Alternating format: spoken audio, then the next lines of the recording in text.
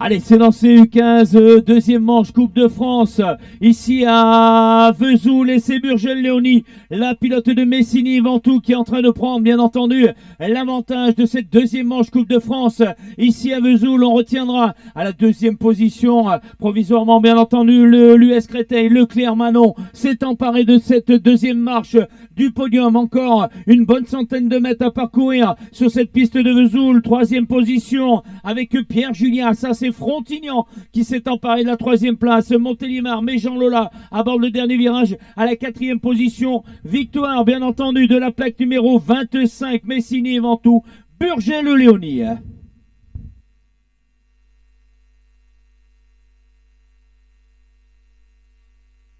Ouais, c'est libéré. Ah, Alexandre Besson a décliqué, il me semble. Et c'est Romain Tonlombec, le pilote du Luc, qui a pris le meilleur dans cette première ligne droite. Benjamin Moko en deuxième position. Ah, ça a chuté dans les intérieurs pour Alexandre Besson. Benjamin Moko qui vient de s'emparer de la première place. Le pilote de Vesoul. Le pilote de Vesoul en tête. Alors que Romain Tonlombec est en deuxième position. On tente l'intérieur pour Romain Tonlombec. Benjamin Moko toujours en tête. Alors qu'à la troisième place, eh bien, c'est Corentin Esteban. Corentin Esteban, le pilote de Gerzard-Averne. Est-ce que la victoire va revenir au pilote local? Benjamin Moko, Romain Tonlombec. Romain Tonlombec est revenu sur la ligne, s'imposer. Mais quelle belle deuxième place pour Benjamin Moko, le pilote de Vesoul. Et Corentin Esteban, il me semble, prend la troisième marche du podium.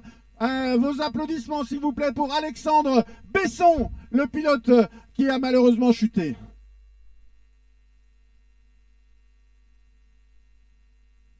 Allez, c'est lancé, Bestie Océane Saint-Brieuc, la Byzantine Binetruy, plaque 19, qui va prendre l'avantage. C'est la Byzantine qui est en train de se détacher dans cette première ligne. Va-t-elle pouvoir conserver la première place? Oh, elle sort du virage. Elle a pris 5-6 longueurs d'avance sur ses concurrentes.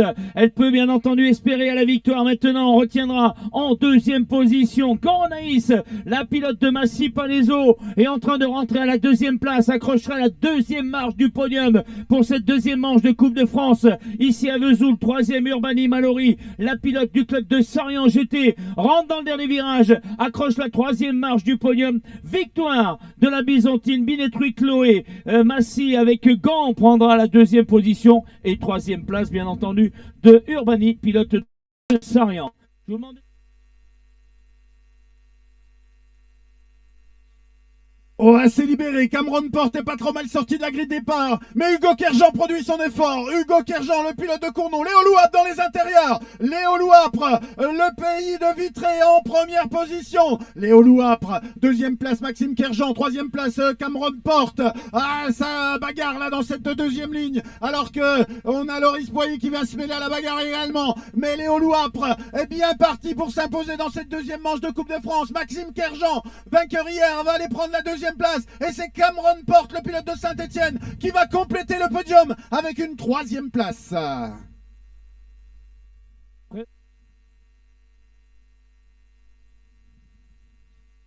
Allez, c'est lancé, bien entendu, les 25-29. Créateo, le Byzantin, va-t-il pouvoir se détacher? Il est complètement dans l'intérieur. À sa gauche, il y a Bridel, Julien de Bolbec-Noëto. Ah, c'est le Byzantin qui vire en tête. Créateo, à la plaque numéro 41, a pris, bien entendu, tout de suite l'avantage. Sortie de virage. On retient Rossinelli Mathieu, le pays de Vesoul, Haute-Saône, bien embarqué pour accrocher la deuxième marche du podium pour cette deuxième manche de Coupe de France. Ici, donc, à Vesoul, dans ces terres, le rider de Vitrolles, Ricourt est très bien revenu. Ricourt est très bien revenu pour la troisième marche du podium. Et il va donc compléter ce podium. Victoire, bien entendu, du Byzantin Créateo.